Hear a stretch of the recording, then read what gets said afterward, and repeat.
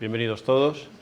Y bueno, en esta serie de seminarios que estáis teniendo, pues hoy tenemos, yo diría que el lujo de contar con Fernando Valladares, que es experto en muchas cosas y experto también en cambio climático y en la relación que existe entre cuestiones relacionadas con la ecología, con la biología, con la vida y ahora con el cambio climático y el cambio global, no solamente con el cambio climático. Es profesor investigador en el Consejo Superior de Investigaciones Científicas. Bienvenido. Muchas gracias. Gracias a ti. Un placer. ¿Cómo definirías de una manera sencilla el cambio climático?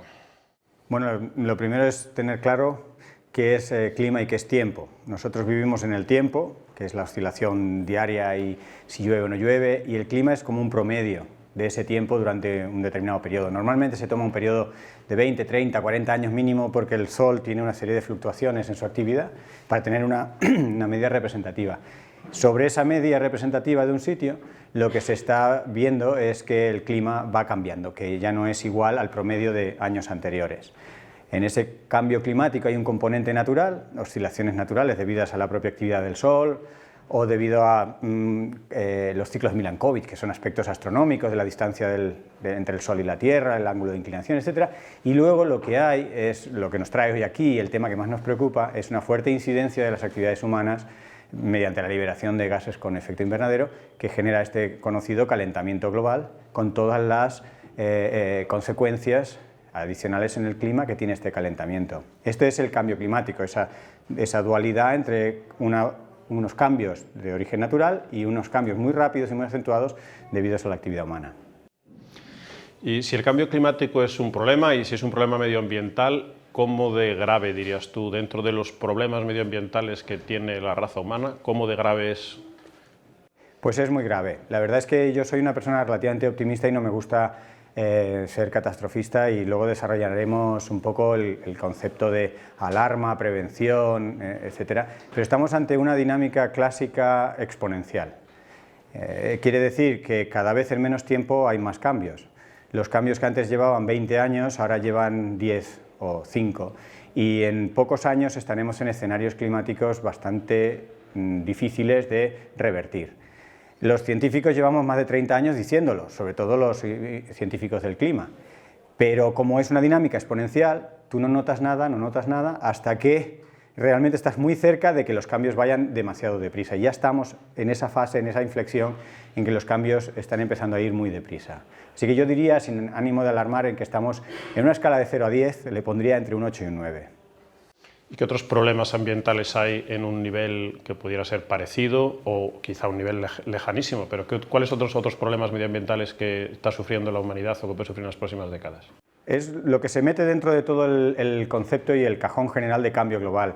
Por cambio global se entienden básicamente 5 cosas, siendo el cambio climático la que más nos preocupa y digamos en la que tenemos quizá más conciencia, pero hay otras 4 cosas más que a veces en determinadas regiones del planeta son incluso más preocupantes que el propio cambio climático, que son, todas las podemos más o menos enumerar, pero por simplificarlas, los cambios de uso del territorio, la artificialización, la fragmentación, etc., todo lo que podemos meter dentro de cambios de uso del territorio, la sobreexplotación de los recursos, sobre todo, por ejemplo, pensemos en el agua aquí, la introducción voluntaria o involuntaria de especies exóticas que no son propias del lugar, desde microbios hasta mamíferos, y la quinta, la contaminación. Y esas 5 cosas, una de ellas siendo el cambio climático, interaccionan, que es quizá uno de los mensajes más importantes a tener en cuenta. Nosotros notamos el efecto neto de las 5 cosas, no notamos el efecto solo del cambio climático, sino está operando en conjunción con los otros cambios ambientales que inducimos. Indudablemente en regiones polares ahí hay poca fragmentación y poca alteración del paisaje y poca sobreexplotación de nada. Allí prácticamente todo lo que ocurre es cambio climático. Podríamos decir algo parecido en los desiertos, pero sin embargo en latitudes templadas como la nuestra, pues aquí hay un buen cóctel de cambios ambientales que hace que los efectos sean probablemente más catastróficos. ¿Qué puede hacer la ciencia o la ciencia a la que tú te dedicas para analizar o para combatir el cambio climático?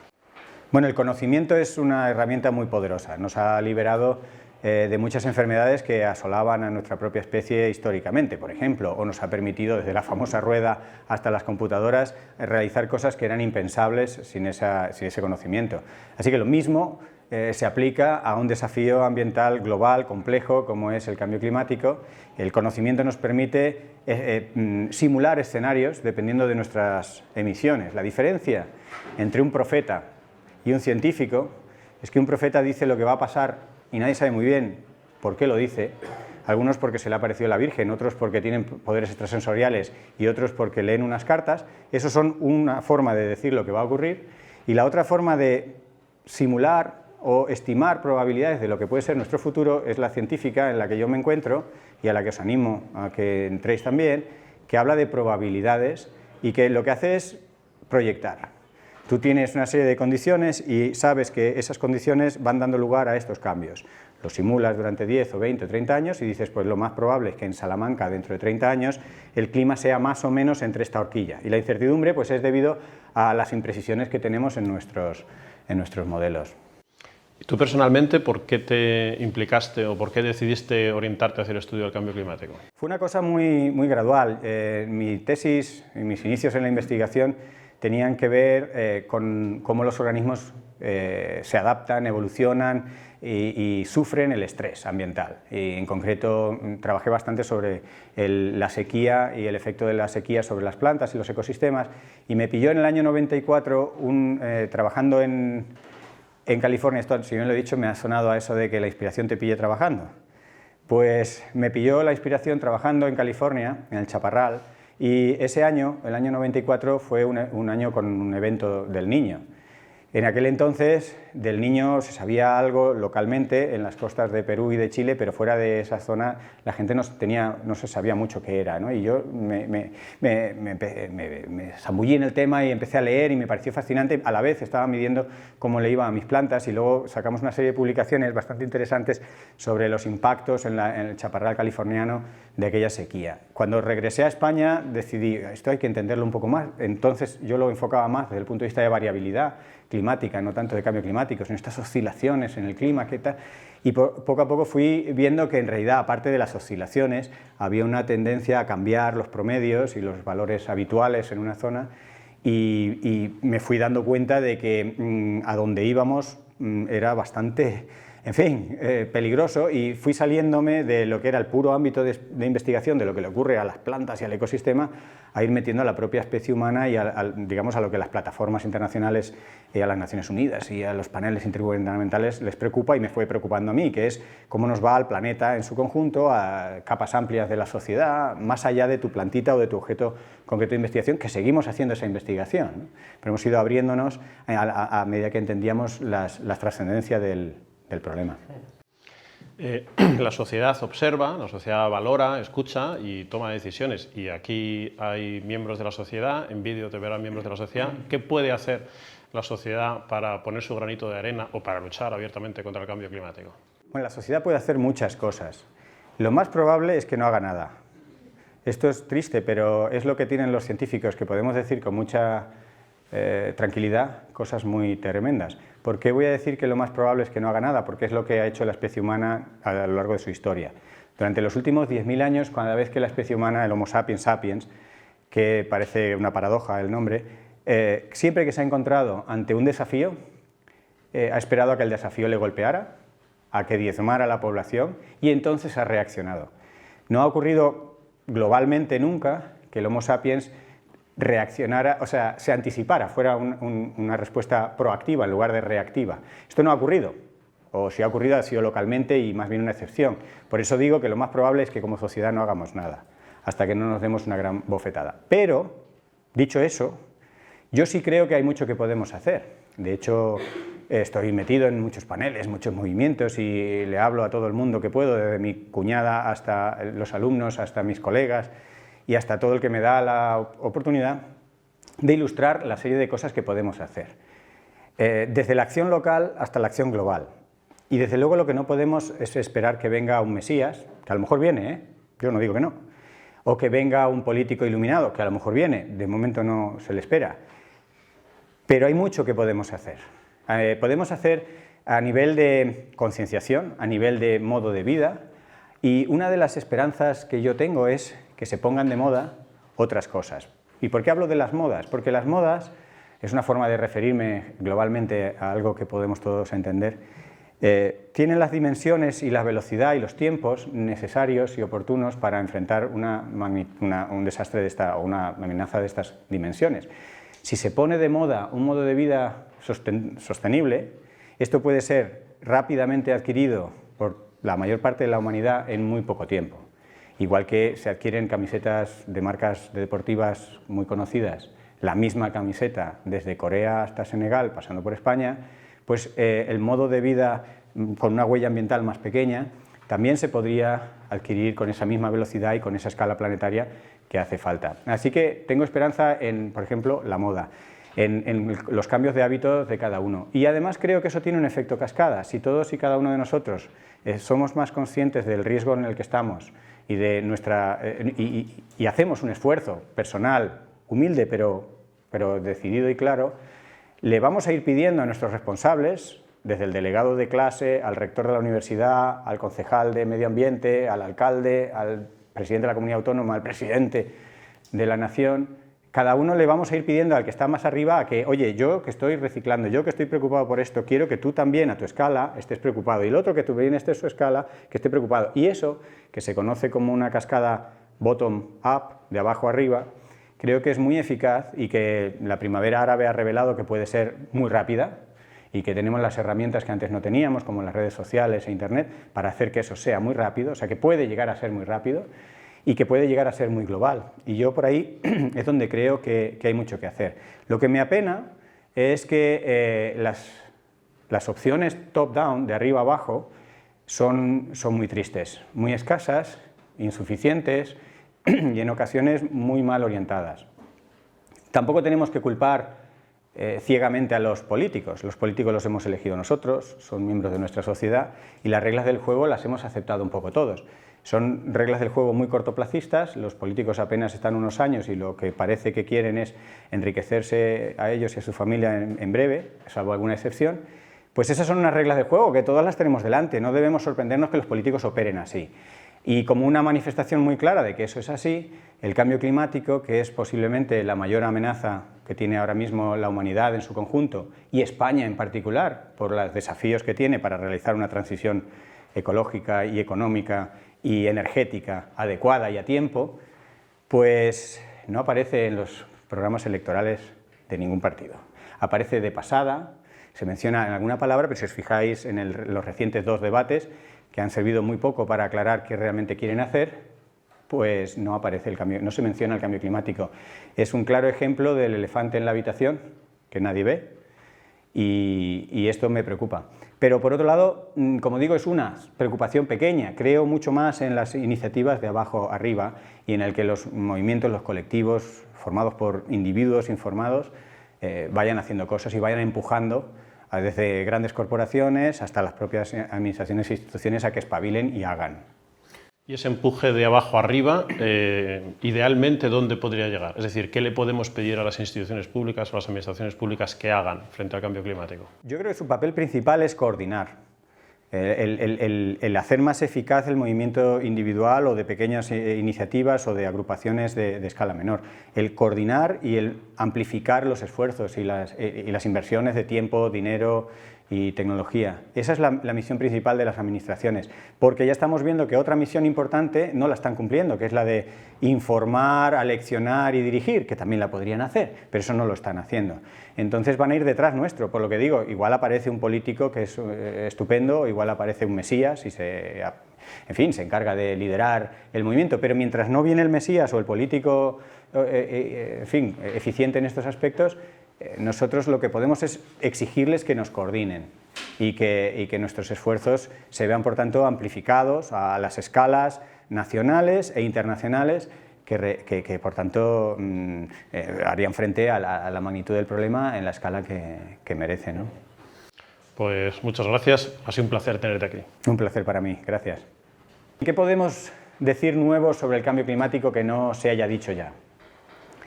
Podemos mirar la actualidad, podemos mirar los periódicos y ver qué cosas nuevas están ocurriendo, pura y llana actualidad. Para mí una de las cosas, querría traer dos cosas de actualidad que me parecen interesantes reflexionar. Luego podemos desarrollar aspectos más concretos del cambio climático, pero creo que del cambio climático, quien más que menos, todo el mundo tiene unas nociones, las podemos profundizar, pero de actualidad, de novedad, yo traería dos cosas. El movimiento juvenil, protagonizado por Greta Thunberg, y el decálogo por la información en cambio climático que han firmado más de 50 medios de comunicación recientemente en España. Estas dos cosas de actualidad tienen para mí mucho significado. Primero, es interesante profundizar un poquito. Esta Greta me parece todo un personaje por todas las razones del mundo, no solo por la claridad con la que dice su mensaje, por el interés que tiene su mensaje. Ya sabéis que su mensaje es básicamente: no voy a esperar a hacerme mayor, hay que hacer cambios ya. Y su mensaje es aplastante, y no va al colegio porque tiene que cambiar nuestra actitud con el medio ambiente y detener el cambio climático. Eso es aplastante, es lo que ha movido. Cómo empezó también es muy interesante, porque ella se sentó allí sola y la gente pasaba, veía una niña allí sentada y decían: ¿qué hace esta chica aquí? Y poco a poco, sin mayores alaracas ni ruidos mediáticos, se fue congregando gente y al final la gente comprendió que eso era una nueva variante de un movimiento social que se preocupa por el cambio climático. Para ahondar en el personaje, a mí me parece fascinante pensar que tiene el síndrome de Asperger, y esto explica mucho de cómo ha llegado a donde ha llegado, y además nos permite no entrar en pánico si alguien tiene síndrome de Asperger. En primer lugar, porque ese síndrome, como otros tantos, no es un cero o todo o nada, no es lo tengo o no lo tengo. Hay un gradiente entre el más severo y el más ligero, y probablemente todos nosotros tengamos algún tipo de síndrome. El raro es que nos escapemos y seamos sanos mental y físicamente en todas las dimensiones, ¿no? Esta chica, cuando era pequeña, en el colegio, vino alguien como yo y le mostró un vídeo sobre el cambio climático. A diferencia de todos sus compañeros que cuando se fueron al recreo se le olvidó el vídeo y se le olvidó el cambio climático, ella, precisamente por ser tan obsesiva y tener esas características propias de ese síndrome, se quedó impresionada y decidió ponerse a estudiar el tema. Y estuvo como 4 o 5 años sin que casi al principio nadie supiera lo que estaba haciendo, que estaba leyendo y estudiando, informándose sobre un tema que el vídeo le mostró, como yo os podría mostrar, que es un tema importante. Y ella dijo: pues si es un tema importante, tengo que entender. Y característica de este tipo de personas es no hablar ni comunicar hasta que no tengas algo concreto que comunicar y que hablar, que podrían aprender los políticos un poco de eso. Hasta que no tengas... Había algún literato famoso en España que decía: si todos esos momentos en los que nosotros no tenemos nada interesante que decir y nos calláramos, podríamos aprovechar ese gran silencio para trabajar. Esta chica estuvo durante muchos años informándose y pasó desde no saber nada hasta saber mucho, hasta llegar a fuentes originales, a informes internacionales, y en ese momento fue cuando ya pasaron muchos años, decidió dejar de ir al colegio y contó con el apoyo de sus padres, que dijeron: bueno, pues hija, te hemos apoyado hasta aquí en todo, pues también te apoyamos en esto. Y fue arrastrando a gente. A mí me parece que es muy simbólico, es muy interesante y resume muchas piezas de información, desde personales hasta globales, y cómo una única iniciativa puede llegar a impresionar y a movilizar en cascada a muchos sectores de la sociedad, empezando sobre todo por los sectores más jóvenes, y me parece interesante, y eso es una cuestión de novedad. La otra cuestión de novedad y actualidad que os podría mencionar, que quizá algunos ya habréis leído, habréis tenido noticia, es esta firma de un decálogo de, creo que son 53 medios de comunicación muy importantes en España, que a lo que se han comprometido es a aumentar la frecuencia y la calidad de la información sobre cambio climático. El decálogo es brillante. Teóricamente es, yo diría, casi inmejorable. Lo difícil va a ser la implementación, la puesta en práctica, pero realmente el decálogo tiene muy buenas ideas. Y yo os traigo algunas que a mí personalmente también me han servido de inspiración y que de alguna manera las tenía después de mi experiencia de contar este tipo de cosas, de participar en debates y en paneles y en conferencias, pues las tenía algunas no explicitadas, pero me rondaban. Uno de los mensajes claros que en este decálogo se establece es empezar aclarando conceptos muy básicos que todos creemos que lo sabemos y que los usamos a veces sin saber exactamente qué quieren ser. No hacer una larga lista de conceptos que al final nadie llega hasta la última, sino elegir los 6 o 7 conceptos clave y estar muy seguros de que esos conceptos están muy claros. Y entre esos conceptos está la huella climática, está los gases de efecto invernadero, está la variabilidad climática y está un concepto que me parece muy interesante, que es la descarbonización. La descarbonización, habrá gente que la use con más o menos conocimiento, desde luego sé de muchos aspirantes a políticos, porque políticos reales hay pocos, que utilizan el término descarbonización como si fuera cerrar las minas de carbón. Y eso demuestra mucha ignorancia, porque descarbonización no quiere decir que no utilicemos carbón, sino habla de que las emisiones y las captaciones de CO2 se equilibren. No vamos a dejar de emitir CO2, y el carbón es uno de los principales emisores y por eso es de las primeras cosas a eliminar, porque para la energía que produce la combustión del carbón se libera mucho CO2. Pero habría que seguir evolucionando hacia las energías renovables, que tampoco dejan de tener una huella climática y una huella ambiental, porque para construir un aerogenerador o un panel fotovoltaico también se emiten gases con efecto invernadero, tienen su huella también. Pero digamos que el concepto de descarbonización es que en el 2050, que es para cuando se ha planeado, o cuando se ha esperado, o cuando se acordó en París, lo que emitamos se compense con lo que se absorbe por los sistemas naturales o antropogénicos. El proceso de la fotosíntesis es el principal sumidero de carbono del planeta, es el que generó en tiempo geológico, durante millones de años, los combustibles fósiles, ¿no? Lo único que estamos utilizando los combustibles fósiles a tal velocidad que es que aunque se están produciendo, ahora mismo se está produciendo muchísimo combustible fósil, pero a tiempo geológico, a escala de millones de años, y nosotros lo consumimos en meses. Y entonces no da tiempo a reponerse. ¿Y dónde se almacena? Porque esto es un ciclo, nosotros ni creamos ni destruimos ni materia ni energía. Simplemente el ciclo de carbono lo hemos acelerado en una parte, pero no somos capaces de acelerarlo en la otra parte. Si fuéramos capaces de acelerar todo el ciclo del carbono no pasaría nada. Sería un planeta muy estresado, como siempre podemos hacer la broma de un camarero en Madrid, ¿no? Que es de las figuras más estresadas que uno puede imaginar, que tiene que servir a 7 personas muy nerviosas y que no pueden esperar.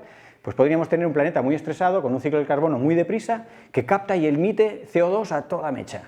Pero no somos capaces de hacer eso. Nosotros captamos un carbono que ha llevado millones de años a almacenarse en la Tierra, comprimirse, transformarse en petróleo, y en unos pocos meses o años lo quemamos, que alguna vez seremos juzgados históricamente por hacer algo tan torpe como quemar la molécula de carbono o las moléculas que contienen carbono en el petróleo. Todos los combustibles fósiles sirven para muchísimas cosas, tienen un valor, digamos, tecnológico y tienen una empleabilidad muy diversa, y nosotros somos tan brutos que lo quemamos.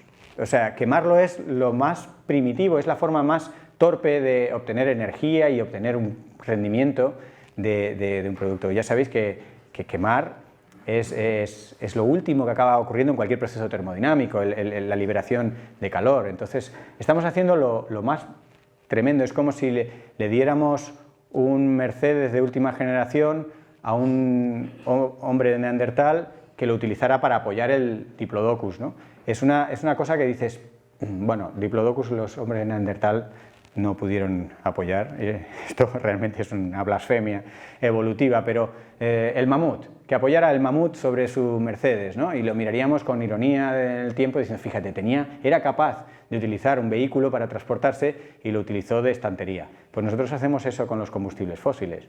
Ya les llamamos combustibles, como si solo sirvieran para quemarse, y se pueden hacer válvulas para el corazón o prótesis o bisturís de alta precisión o partes fundamentales de un telescopio, ¿no? Bien, el problema es que eso, como decía, lo quemamos muy rápido y se acumula en la atmósfera, y de la atmósfera, sacarlo de la atmósfera, pues lleva tiempo.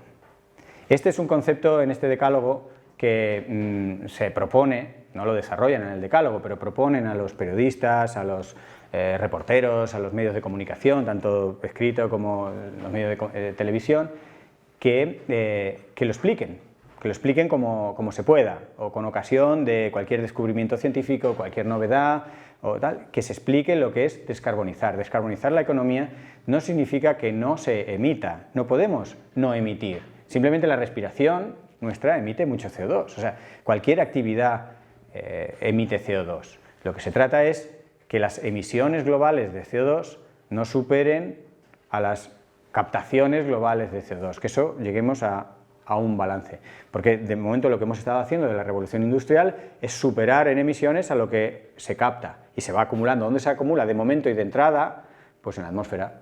No da tiempo a que vaya pasando a ningún otro compartimento. Y estos son conceptos que muchas veces se mencionan, hay que descarbonizar la economía. Y seguro que mucho gestor, mucho político, incluso algunos profesores de áreas no relacionadas con las ciencias, lo mencionan porque lo leen, saben que es importante y no saben exactamente a qué se refiere eso de descarbonizar. Pero si las centrales de carbón se están cerrando, si ya lo tenemos casi ganado eso. No se refiere solo a eso. De hecho, podríamos mantener alguna central de carbón si hiciera falta, pero es que globalmente emitamos más o menos del orden de lo que podemos capturar. Otros conceptos los tendréis seguramente muy claros, los gases con efecto invernadero, pero un concepto que también es un poco escurridizo es el de la variabilidad climática. El clima varía, es una de las características casi intrínsecas al clima, las oscilaciones en el clima. Y un concepto que a los negacionistas se les puede explicar fácilmente y que les podemos rebatir en algunos de sus argumentos es que es perfectamente compatible tener una ola de calor en febrero, pero además una ola de frío en mayo, con el calentamiento global. El que los promedios de las temperaturas se hagan más altos no es incompatible con que tengas fluctuaciones y eventos extraños, incluso de frío, en momentos que tocaría calor. Ya sabéis que el presidente de Estados Unidos hizo muchas ironías en Twitter, en algunos eventos de frío, diciendo, caray, los científicos diciendo que hace un calentamiento y aquí estamos en una ola de -30 que nos está dejando congelado el país. Dices, qué grande es la ignorancia, ¿no? Y cómo se puede ser tan burro, porque esto es burralidad. Lo que pasa es que nosotros tenemos también que desarrollar un poco argumentos, decir, bueno, y en realidad, ¿por qué? Porque te lo paras a pensar y dices, pues a lo mejor tiene algo de razón el presidente o el negacionista de turno. No, vamos a ver, una atmósfera energizada, una atmósfera cálida, da más oscilaciones que una atmósfera más fría. Es algo, digamos, tan sencillo en el fondo como eso. Si nosotros irritamos, excitamos, energizamos la atmósfera irá haciendo cosas más extremas. Y entre las cosas más extremas no solo está la imagen de un huracán, que es una de las que nos vienen, ¿no? Estos tsunamis, estas grandes catástrofes, que es una de las cosas extremas que sale mucho en la prensa, sino está también el que las oscilaciones entre las células de altas y bajas presiones sean mayores, en que se cuelen olas de frío o de calor a latitudes que no eran tan habituales. Todas estas grandes oscilaciones climáticas están disparadas o amplificadas por una atmósfera más cálida. No es para nada incompatible y de hecho es una explicación. Hace unos 20 años la comunidad científica no tenía consenso todavía en aquel entonces sobre si el cambio climático estaba teniendo un efecto en los huracanes. Ahora ya es incluso vox populi. Tanto la intensidad de los huracanes como la frecuencia de los huracanes, como el periodo, la ventana de tiempo en la cual se dan los huracanes, todo se ha visto ampliado por el cambio climático. Y es lógico, porque un huracán se alimenta de la temperatura del mar. Es tan sencillo como eso. Si el mar sube 1/10 de grado más, ese huracán va a coger más fuerza y será más devastador. Ese mar más caliente generará con más probabilidad huracanes y como está caliente mucho tiempo, pues el periodo de riesgo de huracanes se extiende. Es bastante obvio, pero la comunidad científica es cauta, hasta que no encuentra evidencia del mecanismo, de la explicación causal, pues no termina de decir con certeza, y esa incertidumbre o ambigüedad a veces es empleada con, yo diría, casi mala intención por personas negacionistas o personas, digamos, que están cuestionando gratuitamente el cambio climático. Y por eso tenemos que reforzar y aclarar algunos de estos conceptos. En este decálogo que os estaba contando, que realmente representa muchas de las reflexiones de muchos de nosotros, otra de las cuestiones a las que nos invitan es a que no seamos alarmistas. Precisamente hacen una autocrítica a los medios de comunicación que aprovechan cualquier evento climático extremo para ya poner en grandes titulares: el cambio climático deja Sabadell empantanado. Bueno, en fin, relacionar un evento único o puntual con el cambio climático no es trivial. Se empieza a poder hacer. Hace 20 o 30 años casi no se podía hacer, pero hay herramientas estadísticas para ya hacerlo. Pero os podéis imaginar que matemáticamente no es trivial relacionar un evento con una base estadística promedio de lo que es el clima en una zona. Pero ya empieza a mejorarse las herramientas y ya se puede ver la probabilidad de que eso tenga o no una vinculación con el cambio climático, y en la mayoría de los casos se va viendo que sí que la hay, pero que hay que quitarle ese tinte de catastrofismo, de superficialidad de la noticia, de banalizar los eventos climáticos y aprovechar para hacer un titular de cambio climático fácil, ¿no? En la misma línea también animan a que se comenten, si no es en la misma noticia, es a continuación, oportunidades, aspectos en positivo, qué se puede hacer, porque ante un problema de las dimensiones del cambio climático, lo más normal para la mayoría de la población es decir: esto es imposible de detener, esto es muy complicado, tiene una escala que me trasciende, yo no hago nada. Y eso incluso se estudia en psicología básica, con problemas que te afectan a la vida cotidiana, cuando te enfrentas a una tragedia personal o a una enfermedad incurable. Muchas veces la primera reacción es negar la realidad y la segunda es ignorarla. Y eso no nos puede pasar colectivamente ante una cuestión como el cambio climático. Y una de las formas de evitar que eso pase colectivamente es abriendo oportunidades, hablando de alternativas.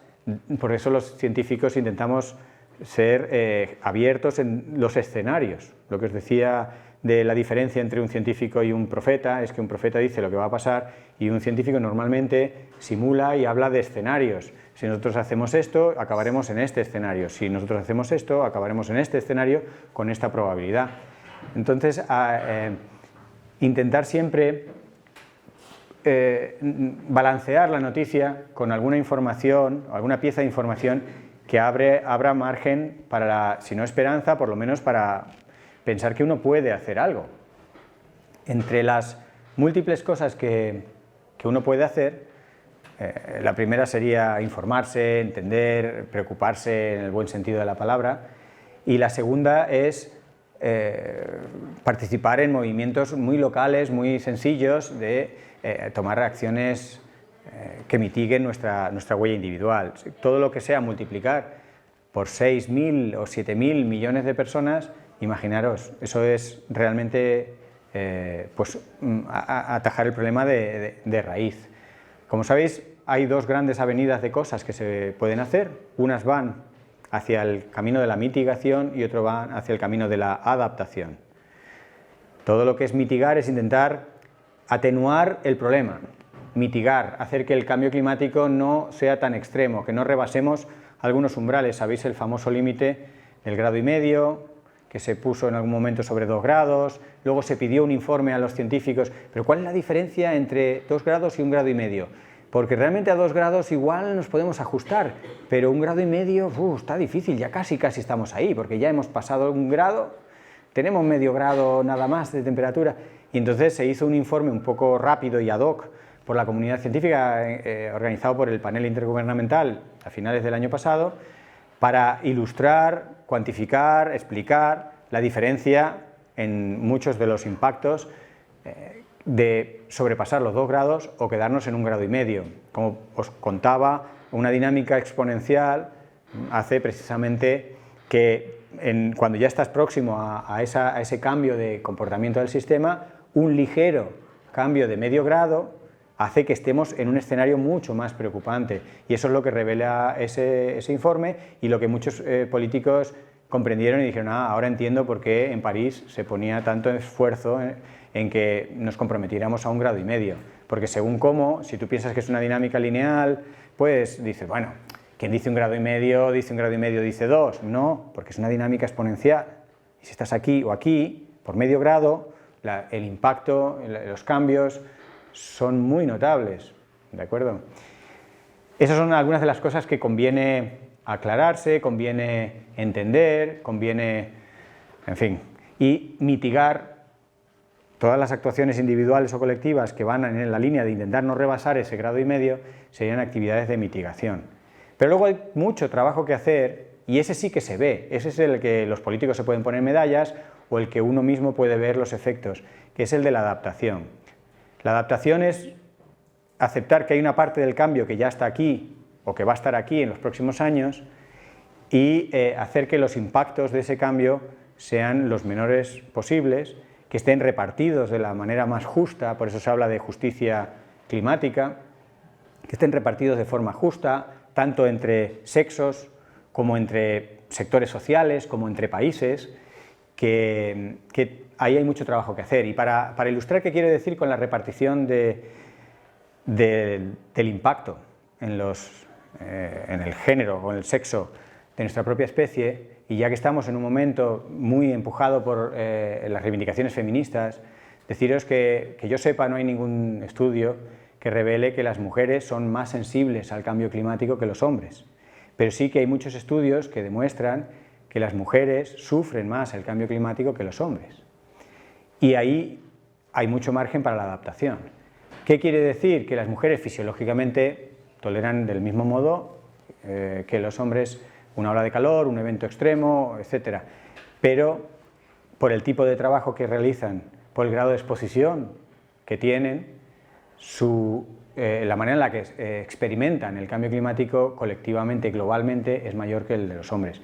Indudablemente en países en vías de desarrollo, en países de economías pobres, la imagen de la mujer transportando muchos litros de agua en la espalda y estando muchas horas a la intemperie en trabajos muy poco reconocidos y muy sacrificados, podría enseguida explicar eso, pero hay datos que muestran que en nuestro propio país, en comunidades autónomas para los que hay estadística sanitaria suficiente, las diferencias son menores, pero van en el mismo sentido. Las mujeres anticipan en general la protección de los mayores y de los niños a su propia protección, y eso acaba teniendo muy poco, pero significativo, un impacto en su salud y en los impactos que a su vez tiene el cambio climático sobre su salud.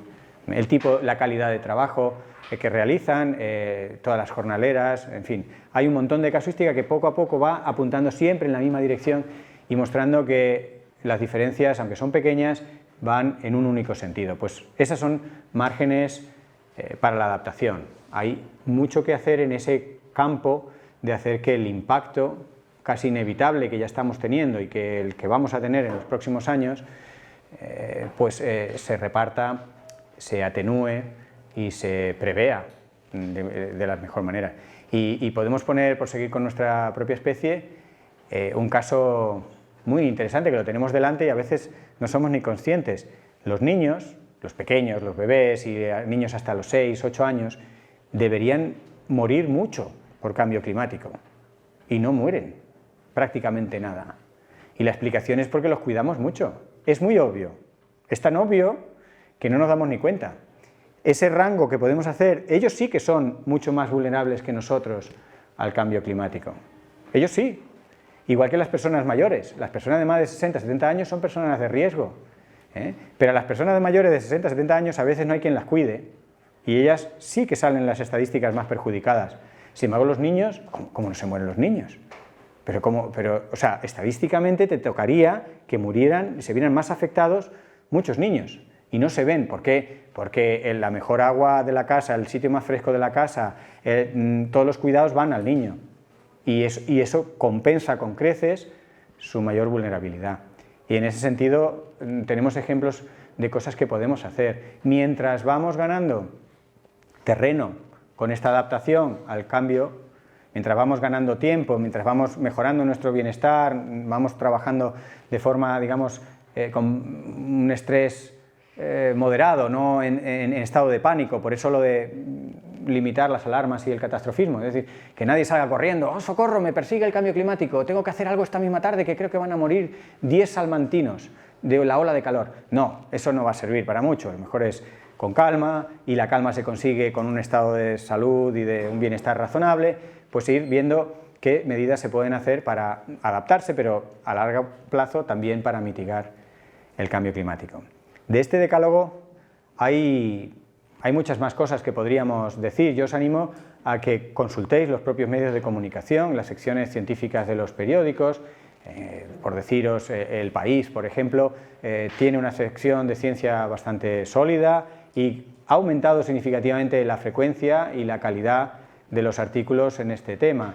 Y os daría una simple guía de cuando uno no va a las fuentes originales, porque las fuentes originales suelen ser artículos científicos en inglés, en revistas especializadas, que son un poco áridos y a veces demasiado concretos.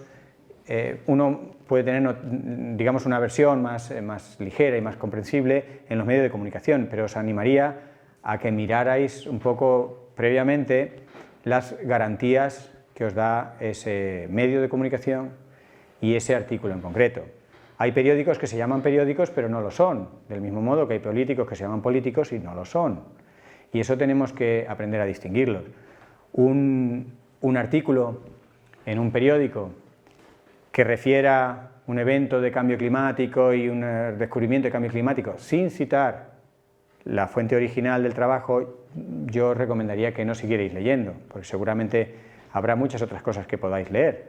Luego, una vez que cite la fuente, también que os fijéis qué fuente es esa, porque si es la Gacetilla de la Sociedad de Amigos de los Escarabajos del Sur del río Ebro, pues a lo mejor no es una fuente muy solvente, pero si es una revista científica y sobre todo si es una revista de alto impacto, conocida como Science, Nature, etcétera, pues eso te puede dar como más confianza de que ese artículo está basado a su vez en un artículo potente que ha sido revisado por la comunidad científica y que dice cosas serias, ¿no? Ese es el pensamiento crítico que muchos de nosotros en el mundo académico o con inquietudes culturales podemos tener, pero que debemos de alguna manera contagiar a personas que a lo mejor no tienen esa oportunidad, no tienen esa formación, no tienen esa iniciativa de verificar las fuentes. Del mismo modo que ante la avería de un coche hay dos tipos de personas, las personas que llaman por teléfono y las personas que miran el manual. Muchas veces, mirando el manual, te dice error 265, cambia el fusible. Y tienes un fusible ahí, haces así y sigues funcionando. ¿A qué ibas a llamar tú? ¿A quién ibas a llamar? Llamas a mamá, me he quedado en la autopista. Esa llamada solo estresa a tu madre no puede resolver nada, te dará el teléfono de la grúa y has montado un cirio solo por no leer el manual de instrucciones. Pues ante los artículos, si tú lees un titular que te resulta muy sexy, o te resulta muy llamativo, o te resulta muy interesante, mira un poco las fuentes. Siempre diré que los libros tradicionalmente se compraban en las librerías, pero ya no. Los libros son una especie en peligro de extinción que se compra mayoritariamente en aeropuertos. Y la mayoría de los libros que se compran son de autoayuda. Bien, dicho esto, cuando yo estaba en un aeropuerto, me compré un libro que no era de autoayuda, aunque estaba en la sección muy próxima de autoayuda, que decía en el título exactamente lo que yo necesitaba saber. El título decía, una mirada fría sobre el calentamiento global. Y yo, exacto, yo necesito una mirada fría sobre el calentamiento global. Empecé a leer aquel libro y se me pusieron los pelos como escarpias. Claro, le di la vuelta y miré el autor, miré la fundación que patrocinó ese libro y empecé a entender muchas cosas. Dije, ah, vale. Ahora está en una parte de mi biblioteca en la que tengo libros equivalentes a los evangelios apócrifos. Sabéis que durante mucho tiempo se tenían los evangelios aceptados, oficiales, y todo un montón de otros evangelios que contaban historias que no eran las oficiales, a veces mucho más suculentas e incluso más reales, pero eran los no oficiales. Entonces yo tengo este libro en mi sección de libros de cambio climático no oficiales. Lo escribió un ser británico, claramente negacionista, avalado por una fundación española claramente negacionista, en unos momentos en los que varios en fin, gobernantes del planeta estaban interesados en que se cuestionara mucho el cambio climático, y este hombre, en su mirada fría sobre el calentamiento, nos transmitía una serie de errores de libro de texto sobre lo que es el cambio climático, de confusiones entre clima y tiempo, de grandes errores que si tú te guías por el título, dices, si solo miras el título y te has leído aquello, puedes correr el riesgo de entrar en un grado alto de confusión, ¿no? Bien, un poco por ir concluyendo de las muchas cosas que me encantaría poderos contar, quería ilustrar que estamos en un mundo complejo. No es mucha novedad esto que os digo, y que el cambio climático es un problema complejo. Y ante la complejidad también caben unas pocas actuaciones o reacciones personales. Algunas personas tienden a evitar la complejidad. De hecho, los psicólogos, cuando tienes un fuerte problema, te intentan simplificar el problema, trivializarlo. No te compliques la vida, ¿no? Se dice mucho, no te compliques. Vamos a simplificar. Entonces, simplificas la cuestión del cambio climático. No, pues no es la buena dirección. Es cierto que algunos conceptos conviene, de alguna manera, simplificarlos para entenderlos un poco, pero estamos ante un problema complicado. Y os quiero ilustrar la complicación. Os la quiero ilustrar con algo que podemos comprender todos, que son los impactos. Nosotros lo que percibimos del cambio climático es cómo nos impacta. Es el efecto neto de un evento climático sobre nuestro bienestar, sobre el modo de vida de una región o sobre alguna actividad humana, ¿no? Bien, os puedo poner dos ejemplos de que la cosa no es ni mucho menos trivial. Sabéis que el año pasado se produjo un evento de gota fría en las Islas Baleares, que salió mucho en la prensa por sus dimensiones, por lo grave que fue, incluso contó con la anécdota, si queréis, personal y simpática de Rafa Nadal, yendo allí en los últimos momentos a ayudar, y quería permanecer discreto en un segundo plano, no quería llamar la atención, sino simplemente ayudar. Bueno, fue todo una conmoción. ¿Qué pasó en ese evento de gota fría? Bueno, la gota fría es un fenómeno natural, pero ese ocurrió un poquito tarde. Primer mensaje, se expande el periodo de gota fría, que tradicionalmente ocurre a finales del verano y que ahí ya se metió mucho en el otoño. Primer mensaje. Segundo mensaje, llovió muchísimo, del verbo muchísimo. O sea, llovió, siempre la gota fría se caracteriza porque llueve mucho, pero cuando uno va a las estadísticas, lo que llovió puntualmente en algunos sitios superó los 200, 300 litros en apenas unas horas. Eso es mucho. Eso es más de la mitad de lo que llueve en Salamanca todo un año, cayó en unas horas. Ese es otro mensaje importante. Esas dos cosas tienen que ver directamente con el cambio climático, pero no terminan de explicarlo todo. Otra cosa relacionada con el cambio climático que también tuvo que ver fue la temperatura del mar.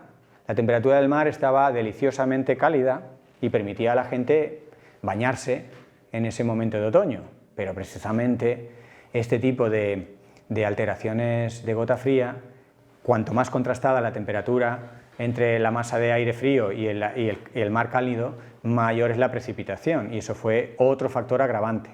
Pero tenemos, y aquí es donde os quiero introducir en el concepto de cambio global, no solo de cambio climático, tenemos que ocurrió puntualmente en una rambla, en una zona. Las ramblas es un concepto también geográfico, no solo una parte de algunas ciudades catalanas, sino la rambla es una zona natural de aliviación de agua, que lleva agua muy pocos días al año y que a veces algunos años no llega a llevar agua nunca. Está prohibido edificar en una rambla porque se sabe que periódicamente, en algún momento, en una rambla caerá y pasará muchísimo agua en unas pocas horas. Bien, las ramblas son sitios estupendos para construir y efectivamente en algunas de ellas se ha construido. Y esta rambla en concreto, de este pueblo de Mallorca, estaba muy artificializada, con muchas superficies de asfalto, de cemento, que no absorben, sino que amplifican la velocidad del agua, con muchos obstáculos, con muchas construcciones, y al final fue ese cóctel de cuestiones claramente relacionadas con el cambio climático y cuestiones relacionadas con un cambio de artificialización del paisaje y del terreno, lo que provocó el desastre. no todo fue culpa del cambio climático. Por lo tanto, una parte de las soluciones, una parte de la adaptación y la mitigación de los impactos que podamos sufrir del cambio climático no está solo en mejorar nuestro comportamiento climático, sino también en tener una naturaleza en general más resiliente, más capaz de soportar eventos extremos. Y ya por último os quería comentar otro ejemplo que ilustra la complejidad en la que estamos. Y es un caso que lo tenemos muy próximo. A nadie le gusta ser picado por una medusa. Y sabéis que, nos guste o no, cada vez hay más medusas en muchas de las playas a las que solemos ir de vacaciones. Vaya fastidio. Resulta que lo que tendríamos que hacer es comernos a las medusas. Termodinámicamente, lo lógico es que vayamos a la base de la cadena alimenticia y que no nos vayamos a los predadores, pero la primera causa que nos debería hacer reflexionar sobre la proliferación de las medusas es que nos gustan los predadores, pero no las medusas. Nos comemos a los peces, que se comen a los peces, que se comen a los peces, que se comen a las medusas. Esto hace que las medusas tengan menos control desde arriba por los predadores. Pero no es solo eso. El mar está más cálido, con lo cual las medusas se pueden reproducir, se reproducen con más facilidad. Ya llevamos dos factores, ¿no? Nos comemos a los predadores, el mar está cálido. Pero tenemos más cosas. Echamos demasiados fertilizantes a nuestros campos, nitrógeno, fosfatos, y estos fertilizantes acaban siendo arrastrados a las costas.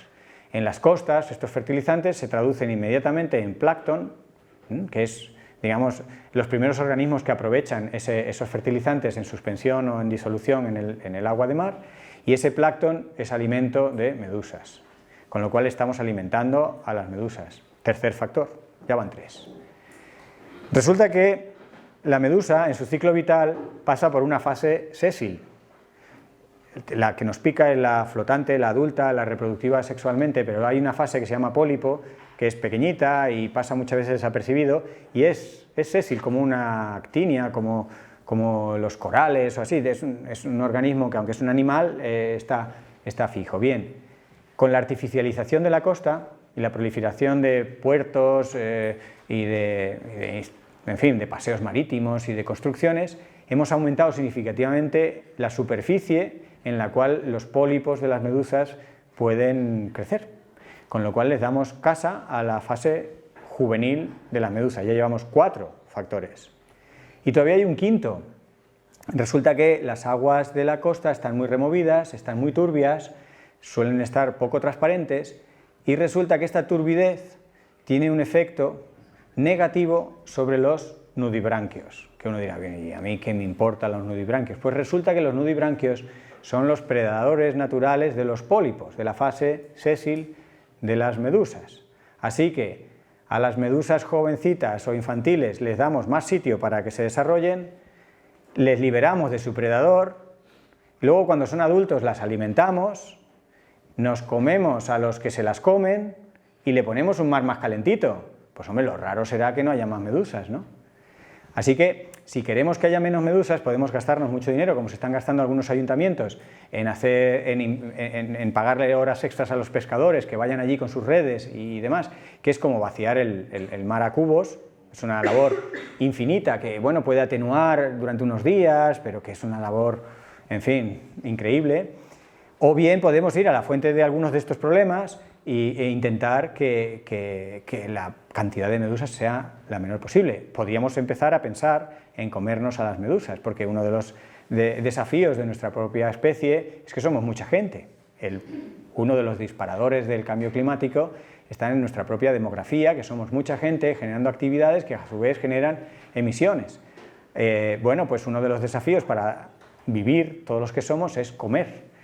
Y el qué comemos, sabéis que tiene una huella climática muy grande, ya se ha puesto muy de moda y se ha hablado mucho sobre el CO2 que lleva un filete frente al CO2 que lleva unos guisantes o un brócoli. Y no es lo mismo incluso si el filete es de pollo, que si es de cerdo, que si es de la querida vaca, que es la que tiene la mayor huella de emisiones y la mayor huella hidrológica de todos. Así que si nos comemos un filete, pues que sepamos que deberíamos dosificar y luego comer mucha brócoli para compensar. Y si nos comemos una medusa, pues estamos yendo al origen de la pirámide trófica, estamos mitigando o atenuando un pequeño problema logístico o de funcionamiento y estamos atenuando nuestra huella climática. Esto es simplemente 2 ejemplos para ilustraros cómo estamos ante un tema complejo y de ese tema complejo tenemos que tomar decisiones no solo colectivas y a una escala planetaria, sino también conscientes de que no vamos a resolver probablemente todos los problemas, porque como es un problema complejo, iremos resolviendo algunas partes y hay que tener confianza en el conocimiento que se va teniendo para mantener esas actuaciones que vayamos haciendo y no esperar a tener resultados a corto plazo, porque esto es una carrera de resistencia.